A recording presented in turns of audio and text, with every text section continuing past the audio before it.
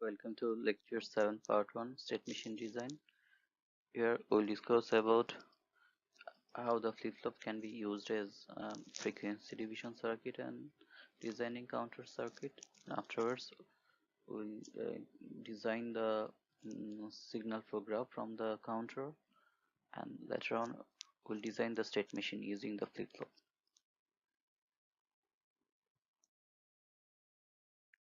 Okay, so this is a review slide from the previous lecture, the counter lecture 6. So you have seen this is a 2 flip-flop, means 2-bit counter. As the clock is defined, this is asynchronous counter. So this is basically 2-bit asynchronous counter. Main concept is here we are using the flip-flop as a frequency divider circuit and also as a, for designing the counter.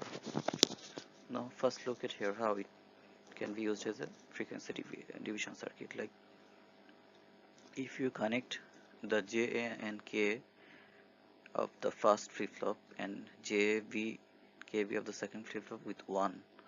So look at here 1, and your initial clock is here, and the output of the first flip-flop is used as a clock of the second flip-flop.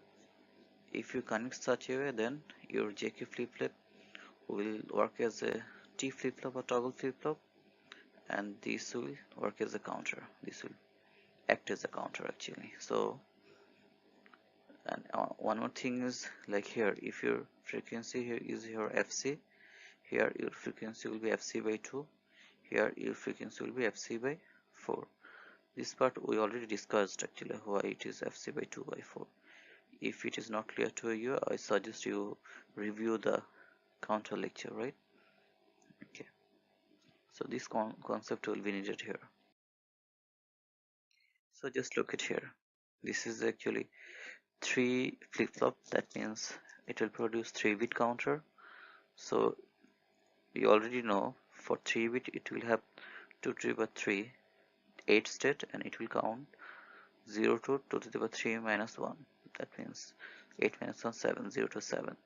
So it will count 0 to 7 1 on 1, then it will again go back to 0, and again going to 0 0 0 0 1, and keep going.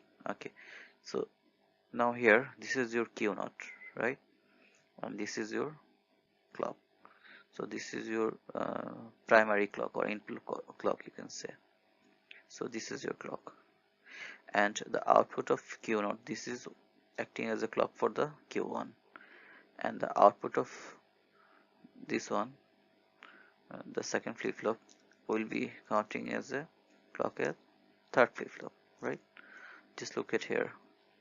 So this is your input clock and Q0. So if you look at the period here, so period is double for Q0. That means frequency is becoming half here. For Q1, it becomes double of this one, TQ2. That means frequency is getting half here, right? But frequency is 1/4 of the primary one, and for the last one, frequency is 1/8 of primary one, right?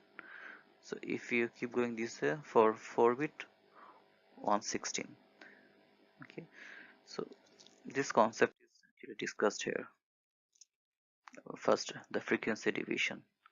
So what we already discussed, like if we connect the flip-flops J and K input with high or level 1, then it will change the state, or it will toggle whenever the signal on its clock input goes from high to low. If we consider is a negative edge triggered, okay, and Q0 is connected to the clock input of Q1. So Q1 is connected to the clock of Q2, and to remember a couple of things, the flip-flop Q0 toggles on the negative transition of input clock. Thus, the Q0 output waveform has a frequency that is exactly 1/2 of the clock pulse frequency, what we already discussed. So, after first flip-flop, it will be half, second flip-flop 1/4, third flip-flop 1/8, fourth flip-flop 1/16, right? So it is saying, so after uh, second it will be 1/4, and after third it will be 1/8, right? Which basically means each flip-flop output is a square wave, which means it has 50% duty cycle. Okay, this is very important. So we already saw actually the flip-flop can be used as a frequency division circuit. So we can get some general equation from there, just like as described. Each flip-flop divides the frequency of its input by 2.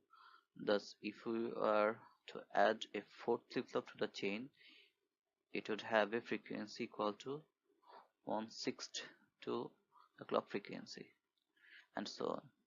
So using the appropriate number of flip-flop, this circuit could divide a frequency by any power of 2.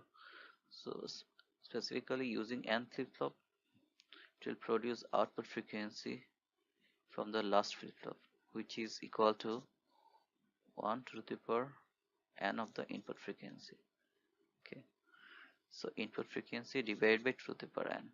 So it will give you the number of division frequency. So you already know, so it can be used as a frequency division, right? The flip-flop. So the many applications require frequency division. For example, your wristwatch is no doubt a quartz watch. The term quartz watch means that a quartz crystal is used to generate a very stable oscillator frequency. The natural resonant frequency of the quartz crystal in your watch is likely 1 MHz or more. In order to advance the seconds display once every second, the oscillator frequency is divided by a value that will produce a very stable and accurate 1 Hz output frequency. So there is one more application of the flip-flop, which is counter, which already discussed in the last lecture, right? The sequence of state of flip-flop after occurrence of each clock pulse. So after changing the clock, or after each of the clock pulse, the sequence will change, right? So let the value represents a binary number where q2 is the to the power 2 position, q1 to the power 1, q0 to the power 0 position. The first 8 q0, q1, q2 state in the table should be recognized as the binary counting sequence from 000 to 111. So what it suggests, just look at table for 3 input counter or flip-flop actually. So what it says here, so if we have 3 bit, that means 3 flip-flop to the power 3 8, so it will count 000 to 111. So in that case, after first clock edge, it could be positive or negative. Here it is negative edge clock. So after first it will be 001, and your q0, q1, q2 will be 0 0 0, least significant, most significant. After second it will be 0 1 0, right? After third pulse it will be 0 1 1. After fourth it will be 1 0 0. Okay, so it will keep going up to 7. So after 7 it will be 1 1 1, and later on after 8, so it will return to 0 0 0. So that means it will count from 0 to 7. Okay, and shown here as well.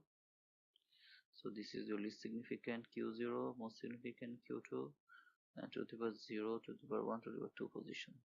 So it will count from 0 0 0 to 1 1 1, then it goes to 0 0 0 again, right?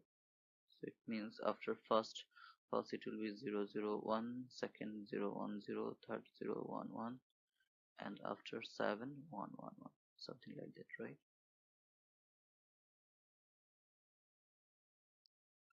Once we know the counting sequence, so we can get the state transition diagram. Another way to show how the state of flip-flop change with applied clock pulse is to use a state transition diagram. So after each clock pulse, how the states are changing in the flip-flop. So if you want to show it in terms of diagram, that kind of diagram is called state transition diagram. Each circle represents one possible state, as indicated by the binary number inside the circle. For example, the circle containing the number 100 represents the 100 state where Q0 is 0, Q1 is 0, Q2 is 1. The arrow connecting one circle to another show how one state changes to another as the clock pulse is applied. Whenever clock pulse is applied, the actually state changes to the current state to the next state. By looking at a particular state circle, we can see which state precedes it and which state follows it. For example, looking at 000 state, we see that the state is reached whenever the counter is in one-on-one state, like when a clock pulse is applied. Likewise, if you say 000 state is followed by 001 state. Let's look at here for 3-bit counter. State transition diagram will be something like that: 000, 0001, 010, 011, 100, 101, 110, 111, again 000. But we already discussed actually how you got it. So this is called state, this is called the previous state, this is called next state, and this is called current state, right? So from the state transition diagram, you know before what is the state before 000 state. You also know what will be the state after 000 state, like 001, right? So this kind of information you will get it from the state transition diagram. Okay, so the concept of mod number is very important. Like you have 3 flip-flop, that means it will count, it will have 2 to the 3 8 state. It will count 2 to the power 8 minus 1 7 0 to 7, that means 0 0 0 to 1 1 1. So it would refer to mod it counter, where mod number indicates the number of state. So you have 8 state, that means mod it counter. For 4 flip-flop, you will have 2 to the power 4 16 state. So number of state will be number of counter, that means you will have mod 16 counter. So in general, if n flip-flop are connected in arrangement, the counter will have 2 to the power n different state. So the mod number is 2 to the power n. It will be capable of counting 2 to the power n minus 1 from starting from 0. The mod number of a counter also indicates the frequency division obtained from the last flip-flop. For instance, a 4-bit counter has 4 flip-flops, each representing one binary digit. So it's called mod 2 to the power 4 equals mod 16. So it can count to the power 16 minus 1 up to 15, 0 to 15. It can also be used to divide the input pulse frequency by a factor of 16, mod number. Right? So input frequency divided by mod number. So to determine the frequency factor. Right? We will discuss it in the next lecture actually, how you can calculate this kind of frequency.